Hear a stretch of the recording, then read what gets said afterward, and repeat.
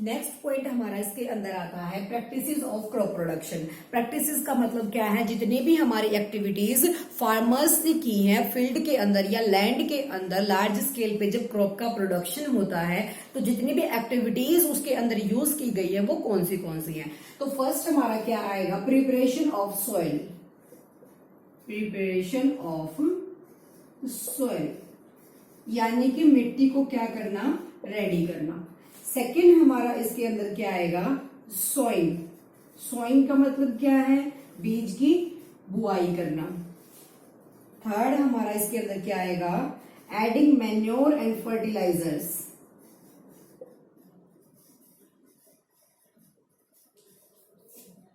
Adding manure and fertilisers. ठीक है, उसके बाद हमारा इसके अंदर आता है इरिगेशन।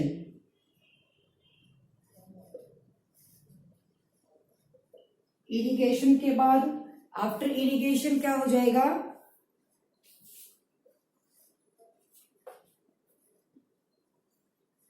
Harvesting and storage. ठीक है, अब बात करते हैं फर्स्ट पॉइंट की, प्रिपरेशन ऑफ सोइल यानी कि जो सोइल हमारी है उसको प्रिपेयर किस तरीके से करना है।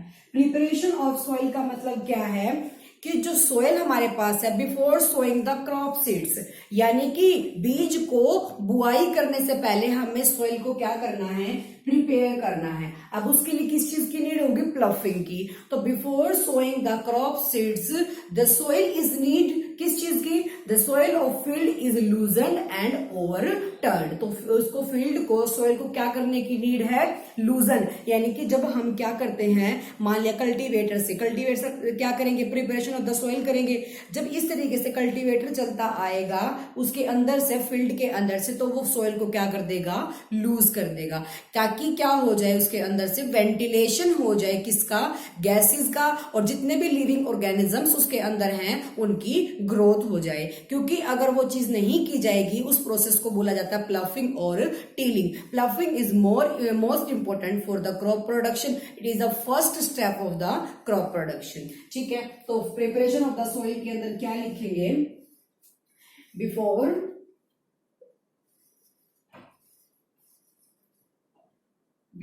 Sowing the crop seeds,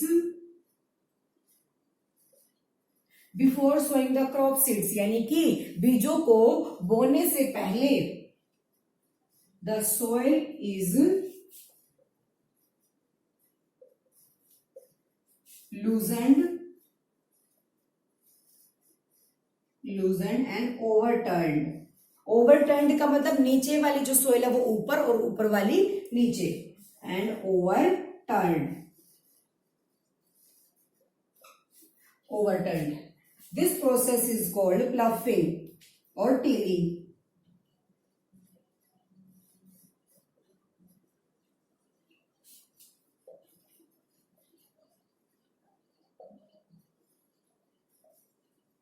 Ploughing और tilling, इस प्रोसेस को क्या बोला गया है, प्लफिंग और टीलिंग बोला गया है। Ploughing is most important in the crop production and preparation of the soil, जो कि हमारा क्या है, फर्स्ट स्टेप है।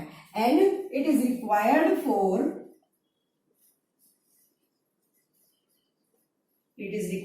For the growth of micro organisms which are live in soil, It is required for the growth of microorganisms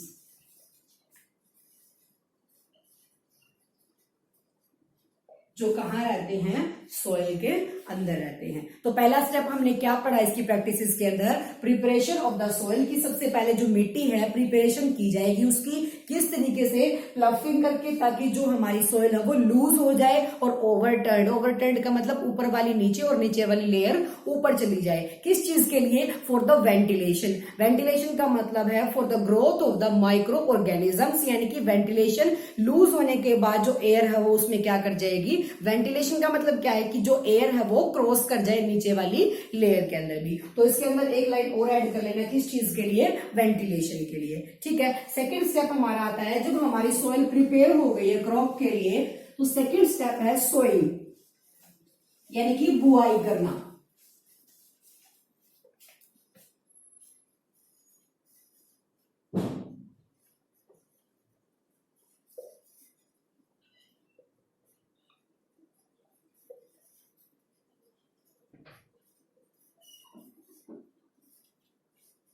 बुआई करने का मतलब क्या है, for sowing farmers obtain the seeds. जो फार्मर्स होते हैं सोइंग करने से पहले, बुआई करने से पहले सीड्स को लेके आते हैं कहां से, एग्रीकल्चर डिपार्टमेंट से, जो स्टेट का एग्रीकल्चर डिपार्टमेंट होता है। तो उसके बाद वो क्या करते हैं, किस तरीके से सेलेक्ट करते हैं। फर्स्ट स्टेप क्या आएगा हमारा, before sowing farmers obtain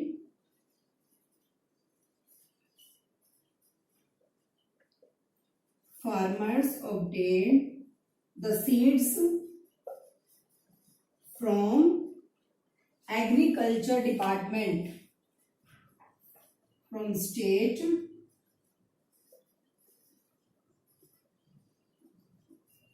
agricultural department। ठीक है, या फिर बहुत फार्मर्स क्या करते हैं, many farmers use their own seeds, यानी कि जो उन्होंने लास्ट ईयर क्रॉप प्रोडक्शन किया था उनको स्टोरेज करके उन्हीं का यूज एज ए सीड्स कर लेते हैं। तो यहां तुम लिख सकते हो many farmers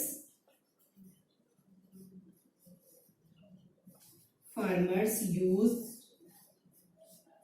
their own seeds.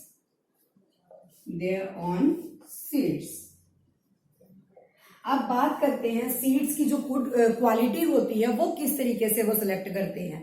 मान लिया सीड्स क्या किया, खरीद के लेके आए, परचेज किया सीड्स को, तो उनकी जो क्वालिटी है वो रिच क्वालिटी के सेलेक्ट करने के लिए हम उन सारे सीड्स को एक वाटर के अंदर यानी कि बकेट वगैरह के अंदर डाल देते हैं, डिप कर देते हैं। तो कुछ सीड्स क्या होते हैं, फ्लोट करना शुरू कर देते हैं, तैरना शुरू कर देते हैं। तो उन सीड्स को क्या किया जाएगा, रिजेक्ट किया जाएगा, क्योंकि उनके अंदर नरिशमेंट या फिर न्यूट्रिएंट नहीं है, यानी कि वो क्या हो चुके हैं, डिस्ट्रॉयड और डैमेज हो चुके हैं। और जो हमारे नीचे बैठे रहते हैं उन्हीं का यूज किया जाता है, किस चीज के लिए, सोइंग के लिए। ठीक है, तो नेक्स्ट स्टेप क्या आ जाएगा यहाँ, for selected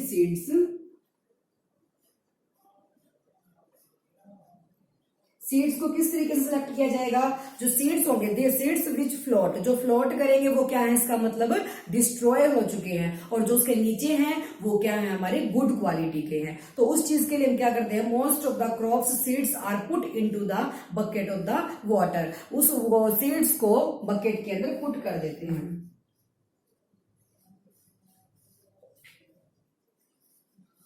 seeds are put into the bucket। ठीक है, फिर क्या होते हैं, कुछ seeds float on the water, some seeds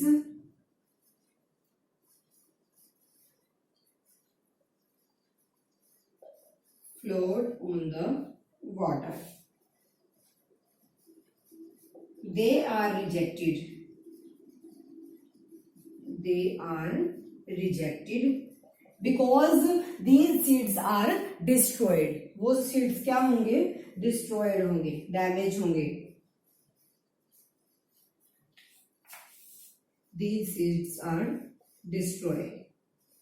ठीक है, उसके बाद जो गुड क्वालिटी के होंगे वो हमारे बकेट में नीचे की तरफ होंगे, सरफेस पे होंगे, उसके नीचे वाले पे, तो वहां क्या हो जाएगा, लोअर लेवल पे होंगे। तो इसका मतलब वो सीड्स क्या हैं, गुड क्वालिटी के हैं। हमने पढ़ा सोइंग के बारे में। सोइंग करने से पहले जो फार्मर्स होते हैं वो सीड्स लेके आते हैं एग्रीकल्चर डिपार्टमेंट से। कुछ फार्मर्स ऐसे होते हैं जो स्टोरेज करके रखते हैं अपनी क्रॉप्स को, उन्हीं का वो एज ए सीड्स यूज कर लेते हैं। ठीक है, उसके बाद क्या आती है बात कि वो जो सीड्स है वो गुड क्वालिटी के और बैड क्वालिटी के किस तरीके से सेलेक्ट किए जाएंगे। जैसे हमने सीड्स को बकेट के अंदर एक वाटर में डाला, तो कुछ सीड्स क्या हो जाते हैं, फ्लोट करना शुरू कर देते हैं। वो सीड्स क्या हो जाते हैं, रिजेक्ट कर दिए जाते हैं। और जो सीड्स हमारे नीचे की तरफ बैठ गए वो क्या हो जाते हैं, गुड क्वालिटी के। फिर उनको क्या किया जाएगा, शोइंग किया जाएगा।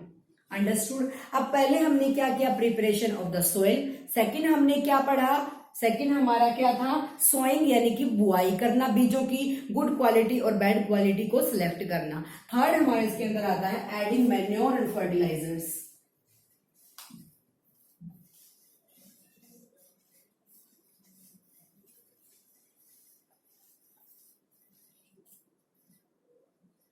थर्ड हमारा आएगा इसके अंदर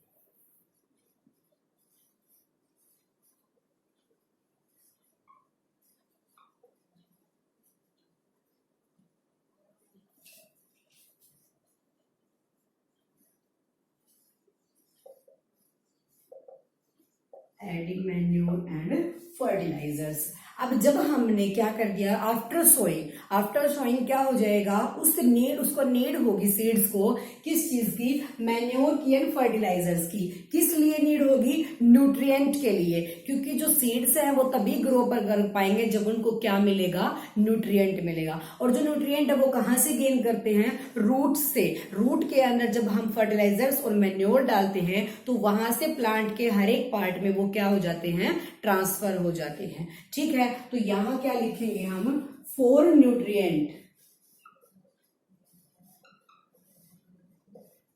4 न्यूट्रिएंट्स के लिए हम किसका यूज करेंगे, मैन्योर का एंड फर्टिलाइजर का। अब बात आती है नेक्स्ट क्वेश्चन की कि मैन्योर एंड फर्टिलाइजर्स के अंदर डिफरेंस क्या है। मैन्योर जब दोनों काम एक करते हैं तो दोनों का जो डिफरेंस है वो क्या है।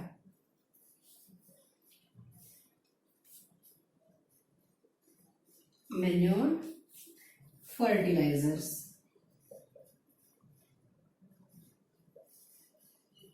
ठीक है। फर्स्ट डिफरेंस हमारा है मैन्योर इज ऑर्गेनिक सब्सटेंस या फिर ऑर्गेनिक सॉल्ट लिख लो। ऑर्गेनिक का मतलब क्या होता है, जो कहां से रेडी होता है, decomposition of the cow dung and जो ह्यूमन वेस्टेज या फिर जो काउ डंग और जो जितने भी लीव्स वगैरह होते हैं उनके रेजिड्यू से, जो प्लांट्स के और लीव्स के रेजिड्यू होते हैं। तो मैन्योर हमारा क्या होगा, manure is organic substance, organic salt which is produced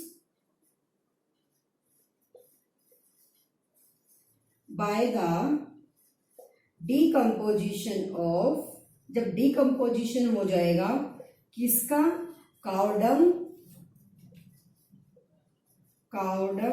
गाय का गोबर एंड प्लांट्स रेजिड्यू, या फिर जो वेजिटेबल्स के पत्ते वगैरह और जो बची हुई सब्जियां हम डाल देते हैं अपनी एक जगह पे, उन सब का जब कंपोस्ट रेडी हो जाएगा वो हमारा क्या होगा, मैन्योर। प्लांट्स रेजिड्यू, बचा हुआ जो प्लांट्स का, जैसे लीव्स गिर जाते हैं हमारे येलो कलर के होके, या फिर वेजिटेबल्स का जो बचा हुआ पार्ट हम फेंक देते हैं, तो उनसे क्या रेडी होगा, मैन्योर, जो कि हमारा कैसा है, इनऑर्गेनिक सॉल्ट है। ठीक है, उसके बाद फर्टिलाइजर क्या है, organic salt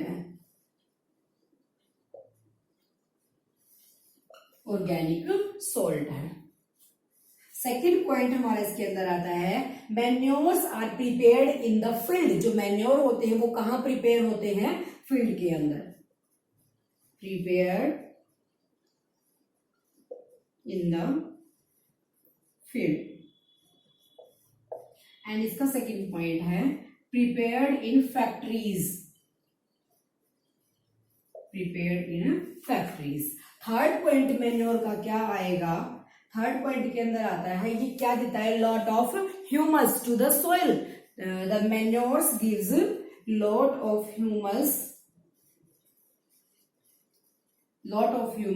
give lot of humus to the soil. जो मिट्टी होती है उसको क्या देते हैं, ह्यूमस देता है, और जो फर्टिलाइजर्स होते हैं वो डजंट, ये नहीं देते। फोर्थ पॉइंट हमारा इसके अंदर आता है मैन्योर के अंदर लेस रिच न्यूट्रिएंट्स होते हैं, लेकिन फर्टिलाइजर्स के अंदर वेरी रिच होते हैं, लेस रिच न्यूट्रिएंट।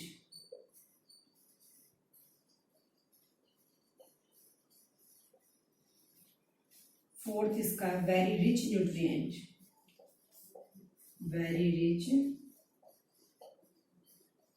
न्यूट्रिएंट्स, यानी कि फास्फोरस,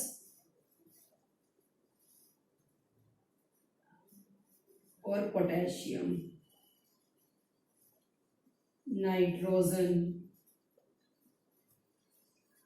ठीक है, हमने पढ़ा मैन्योर एंड फर्टिलाइजर के बारे में। मैन्योर और फर्टिलाइजर की नीड क्यों हुई? न्यूट्रिएंट के लिए, क्योंकि जब हम एक लॉन्ग टाइम तक स्टेप बाय स्टेप यानी कि अगेन एंड अगेन जब आप क्या करते जाओगे, प्लांट्स को ग्रो करते जाओगे, तो वो फील्ड का जो न्यूट्रिएंट है, जो नरिशमेंट है, उसको फिनिश कर देगा। उसके बाद जो ग्रोइंग है क्रॉप्स की, वो धीरे धीरे कम होना शुरू कर देगी। तो उस चीज के लिए हम एडिशन करते हैं मैन्योर का और फर्टिलाइजर्स का। जो मैन्योर होते हैं वो क्या होते हैं? देसी, यानी कि जो डिकम्पोजिशन से बने हैं, काऊ के डंग के या फिर जो प्लांट्स के रेजिड्यू से। ठीक है, और जो फर्टिलाइजर्स होते हैं वो केमिकल फर्टिलाइजर्स होते हैं, जो ऑर्गेनिक सॉल्ट होते हैं। उसके बाद जो मैन्योर होंगे prepared in the field, field के अंदर प्रिपेयर किए जाते हैं। Fertilisers prepared in the factories, factories के अंदर प्रिपरेशन की जाएगी। और manure lot of humus to the soil, जो मैन्योर्स होते हैं वो सॉइल को लॉट ऑफ ह्यूमस देते हैं, जबकि फर्टिलाइजर्स नहीं देते। उसके बाद जो मैन्योर होंगे वो लेस रिच न्यूट्रिएंट क्या होते हैं? वो उनके पास इतने न्यूट्रिएंट नहीं होते फास्टली, लेकिन जो फर्टिलाइजर्स होते हैं वो वेरी रिच न्यूट्रिएंट्स होते हैं, like phosphorus, potassium and nitrogenous. अब नेक्स्ट पॉइंट आता है कि जो मैन्योर होते हैं उनकी एडवांटेज क्या होती है, क्योंकि हम मोस्टली क्या करते हैं, मैन्योर्स को ही किसी को जब सजेस्ट करते हैं या फिर हम खुद भी जब यूज करते हैं तो प्रेफर करते हैं मैन्योर को, ताकि जो केमिकल्स होते हैं उनका ज्यादा से ज्यादा यूज ना किया जाए। अब जो एडवांटेज होती है मैन्योर की वो क्या होती है?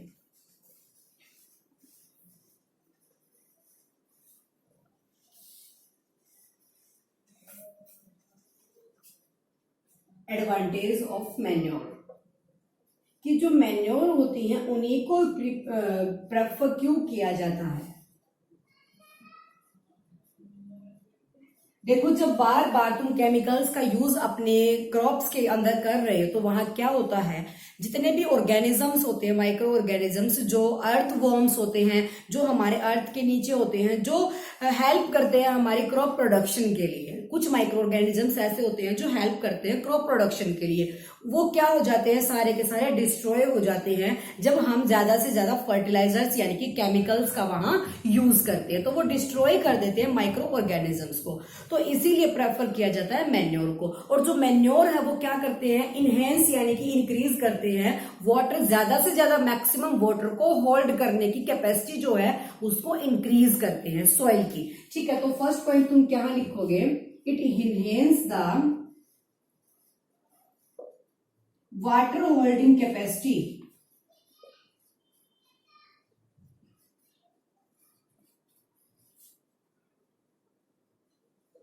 Water holding capacity.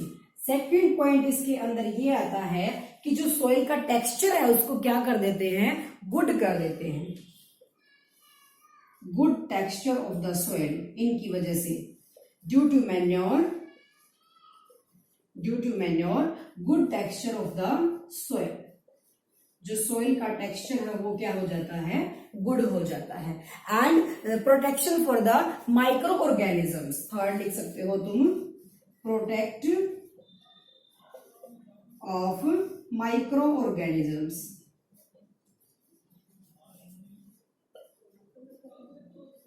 Micro organisms, जो माइक्रो ऑर्गेनिजम्स होते हैं उनको प्रोटेक्ट करते हैं। अब बात करते हैं हम फोर्थ पॉइंट की।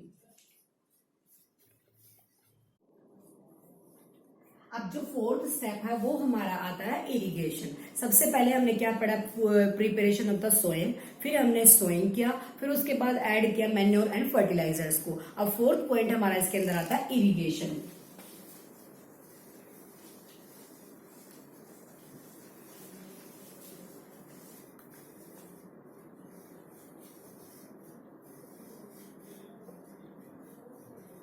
What do you mean by irrigation?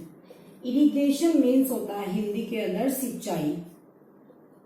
ठीक है, तो इसके अंदर क्या होगा, एट इंटरवल्स, यानी कि supply of the water at different different intervals यानी कि टाइम के अकॉर्डिंग वाटर की सप्लाई करना फील्ड के अंदर हमारा क्या हो जाएगा, इरिगेशन। तो यहां हम लिख देंगे the supply of water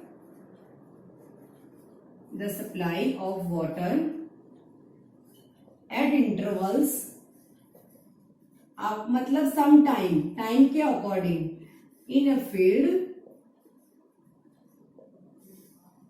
field is called irrigation. क्या हो जाएगा हमारा, इरिगेशन हो जाएगा। ठीक है, फिर जो इरिगेशन होता है, हम वाटर सप्लाई कर देते हैं तो प्लांट्स तक वो कहा जाता है, रूट्स के थ्रू, कंप्लीट प्लांट्स के पार्ट में थ्रू रूट्स। वाटर की सप्लाई कहां से होती है, रूट्स के थ्रू। और वहां पे कितने परसेंट, 98% क्या होगा, वाटर होगा। ठीक है, अब उसके सोर्सेज क्या है इरिगेशन के सोर्सेज हमने सुना भी होगा, वेल्स, कुएं, ट्यूब वेल्स एंड, और क्या होता है, जो रिवर्स होती है एंड लेक्स, नहरें और झीलें, रिवर्स एंड लेक्स होती हैं। ठीक है, जो इरिगेशन का सबसे बड़ा सोर्स है वो क्या है, wells, tubewells, river and lakes होती हैं। या फिर रेन पे भी तो डिपेंड करते हैं कुछ फार्मर्स, जहां पर वाटर की कमी होती है, डेफिशिएंसी होती है, वहां के फार्मर्स किस पे डिपेंड करते हैं, रेन पे डिपेंड करते हैं। अब नेक्स्ट इसके अंदर आता है जो ट्रेडिशनल हमारे सोर्सेज होंगे, ट्रेडिशनल सोर्सेज कौन से होंगे, ट्रेडिशनल कौन से होंगे, जो पुली सिस्टम होता है, यानी कि जब हम वेल के अंदर से पुली लगा के और पानी खींचते हैं, किससे, बकेट से और एक रस्सी से, ठीक है, उसको बोला गया पुली सिस्टम। तो जो ट्रेडिशनल है वो कौन से हैं, पुली सिस्टम, और कौन सा, लीवर सिस्टम, और होता है ड्रेगली।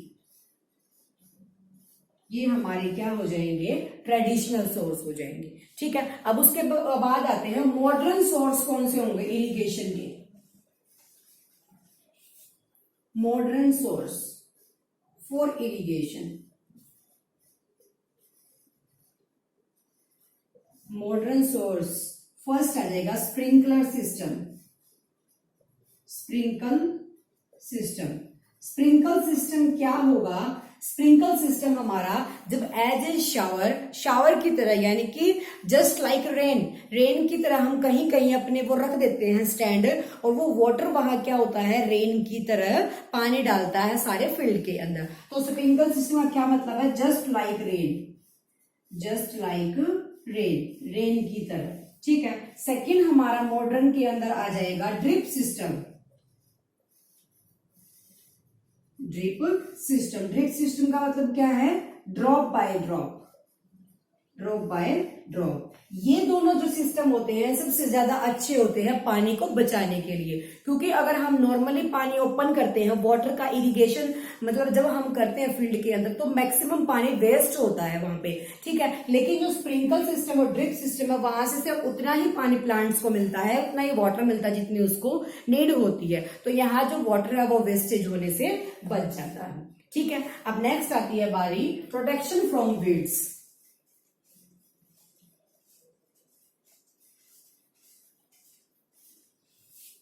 फिफ्थ स्टेप हमारा इसके अंदर आ जाएगा protection from weeds.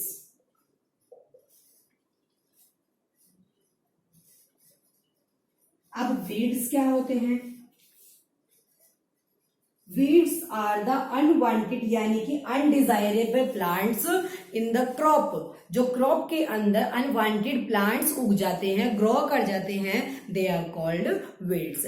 The removal of weeds is called weeding, यानी कि जब रिमूव करना उन वीड्स को वहां से क्या बोला गया, उसको वीडिंग बोला गया। तो वीड्स क्या होंगे, सबसे पहले द अनवांटेड प्लांट,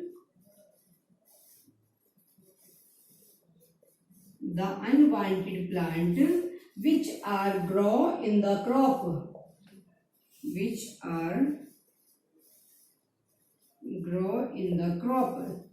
जो क्रॉप के अंदर उग जाते हैं, they are called weeds. The removal of weeds is called weeding.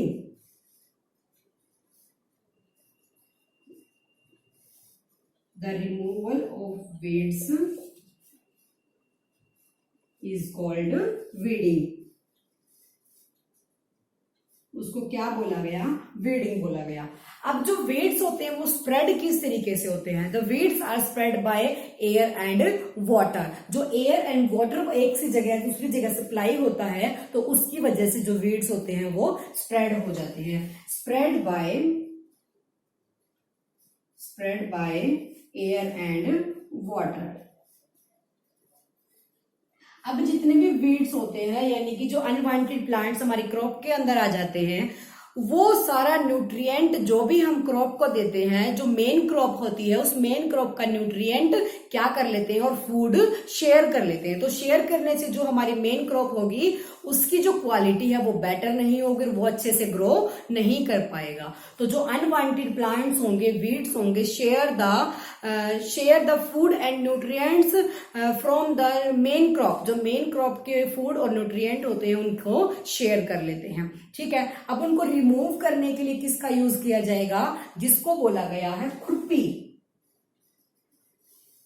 क्या नाम है उस इंप्लीमेंट का? खुरपी। खुरपी के थ्रू या फिर जो केमिकल्स होते हैं उनके थ्रू इस वीडिंग को कंट्रोल किया जाएगा। Controlled by chemicals. ठीक है, ये था आपका protection from the weeds. Weeds हमने पढ़ा। द अनवांटेड प्लांट्स हमारे जो ग्रो कर जाते हैं क्रॉप के अंदर, they are called weeds. The removal of these plants, इन प्लांट्स को जो रिमूव करने का प्रोसीजर है आर कॉल्ड वीडिंग। और फिर ये ग्रो स्प्रेड कैसे होते हैं? एयर एंड वाटर के थ्रू। और जितने भी अनवांटेड प्लांट्स होते हैं वो शेयर कर लेते हैं मेन क्रॉप से न्यूट्रिएंट एंड फूड को, जिसकी वजह से उनको कंप्लीट न्यूट्रिएंट नहीं मिलता और वो अच्छे से ग्रो नहीं कर पाते। उनको रिमूव करने के लिए यूज किया जाता है खुरपी का। और जो दूसरा फॉर्मूला है उनको कंट्रोल करने का वो क्या है? केमिकल्स। केमिकल्स यानी कि 2 और 4D केमिकल्स डाल के उनको कंट्रोल किया जाता है। ठीक है, अब नेक्स्ट पॉइंट आता है 6th पॉइंट। प्रोटेक्शन भी कर दिया हमने और ग्रो भी कर दिया। अब नेक्स्ट आता है harvesting.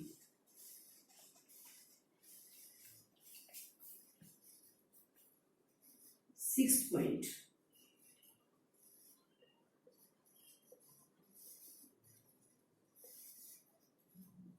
harvesting. What is harvesting? The cutting of the crop after mature is called harvesting. क्या बोला जाएगा? जब क्रॉप पूरी ग्रो कर जाती है, मैच्योर कर जाती है, उसकी कटिंग को क्या बोला गया? Harvesting. The cutting of crop, the cutting of crop after mature is called harvesting. Harvesting किससे की जाती है? बायसिकल, जिसको दराती बोला गया, बायसिकल।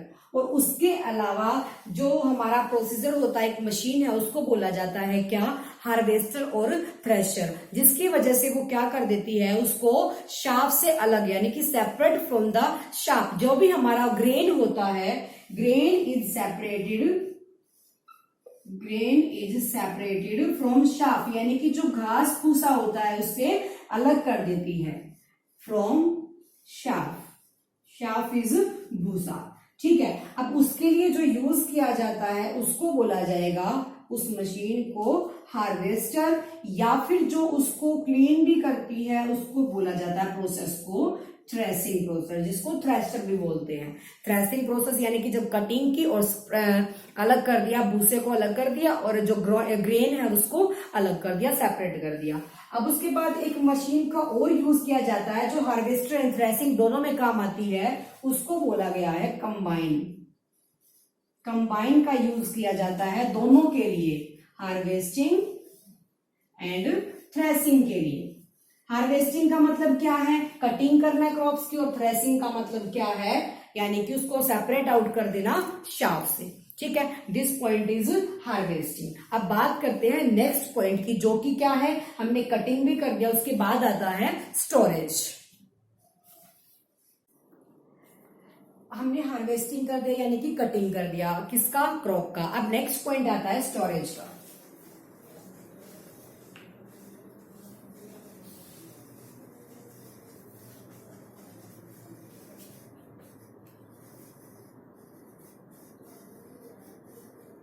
आफ्टर कटिंग, कटिंग के बाद जो भी हमारी क्रॉप होगी उसको ड्राइड करके यानी कि सुखाने के बाद पैक किया जाता है, स्टोर किया जाता है for long time.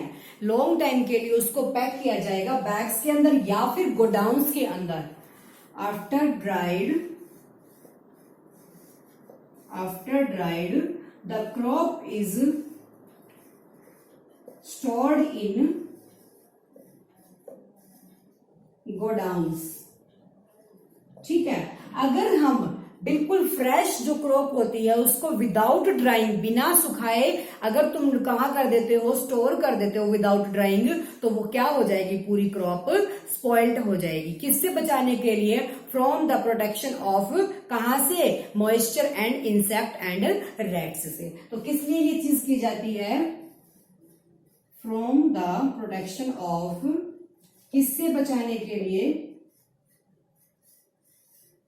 Protection from the rats, moisture and insects, इनसे प्रोटेक्शन करने के लिए स्टोर किया जाता है। अगर विदाउट ड्राइंग तुम उसको स्टोर कर देते हो, विदाउट ड्राइंग यानी कि सुखाए बिना, अगर फ्रेश जो क्रॉप होती है उसको बिना सुखाए अगर तुम स्टोर कर देते हो without drawing, if stored in without drawing, क्या हो जाएगी, the crop is spoiled, the crop is spoiled, सारी की सारी क्रॉप स्पॉइल हो जाएगी। ये था स्टोरेज। ठीक है, अब हमने पूरा प्रोसीजर पढ़ा क्रॉप प्रोडक्शन का और उसका मैनेजमेंट कैसे किया गया।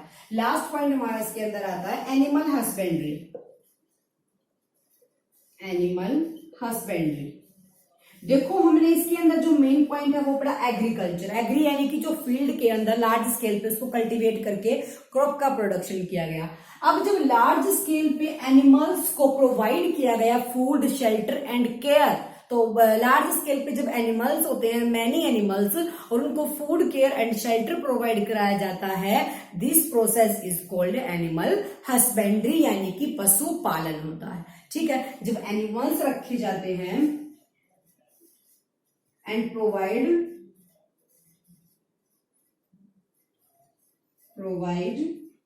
फूड,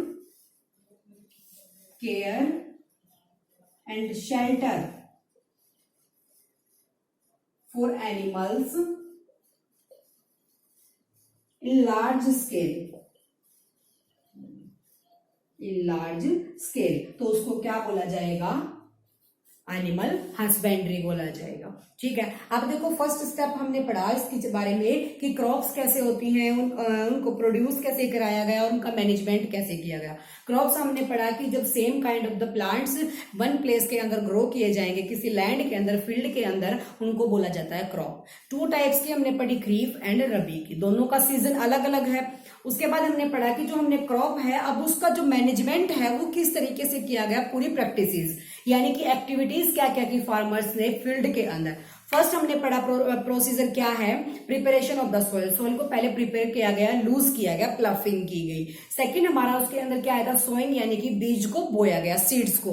थर्ड हमारा आता है एडिंग मैन्योर और फर्टिलाइजर्स, मैन्योर और फर्टिलाइजर्स को ऐड किया गया, किसके लिए, न्यूट्रिएंट के लिए। उसके बाद क्या किया गया, इरिगेशन यानी कि सिंचाई यानी कि supply of the water. Next point हमारा आता है प्रोटेक्शन फ्रॉम द वीड्स, यानी कि जितने भी अनवांटेड प्लांट्स उसके अंदर ग्रो कर जाते हैं उनसे प्रोटेक्ट करना। ठीक है, नेक्स्ट पॉइंट हमारा आता है हार्वेस्टिंग, यानी कि जब वो मैच्योर हो जाती है पूरी क्रॉप उसको कटिंग करना। ठीक है, नेक्स्ट पॉइंट इज स्टोरेज, फिर लॉन्ग टाइम के लिए उसको स्टोर करके रखना। आफ्टर ड्राइंग यानी कि सुखाने के बाद, किससे प्रोटेक्शन करने के लिए, मॉइस्चर, एयर एंड या फिर जो जितने भी इंसेक्ट्स या रैट्स होते हैं उनसे।